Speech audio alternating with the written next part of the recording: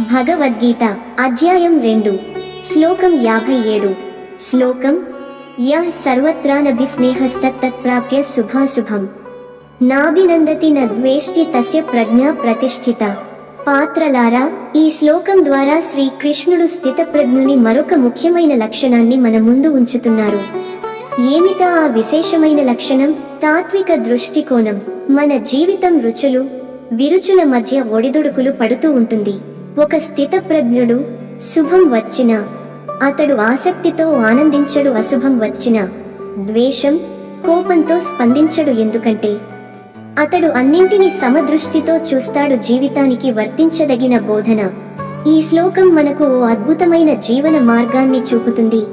మనస్సు ఎటువంటి పరిస్థితిలోనూ బలమైన మమకారాలకు ఆకర్షణలకు లోనవకుండా ఉండాలి. శుభంలో మదమయ్యకూడదు, అశుభంలో మనస్సు తలకిందులవ్వకూడదు. సమతా భావమే స్థితజ్ఞతకు బీజం.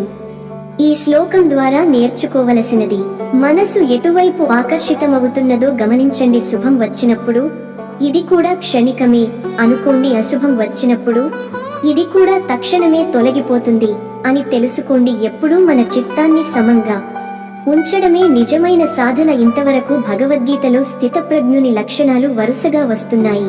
ఈ శ్లోకంలో మనం సమతా భావం అనే శక్తివంతమైన గుణాన్ని తెలుసుకున్నాం.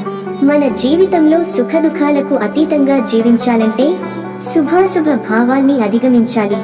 ఓం శాంతి శాంతి శాంతి. కామెంట్లలో మీ అభిప్రాయాన్ని చెప్పండి, లైక్ చేయండి. ఈ తాత్విక సందేశాన్ని మీ మిత్రులతో షేర్ చేసుకోండి. తదుపరి శ్లోకానికి ఛానల్ సబ్స్క్రైబ్ చేయండి. ధన్యవాదములు. జై శ్రీకృష్ణ.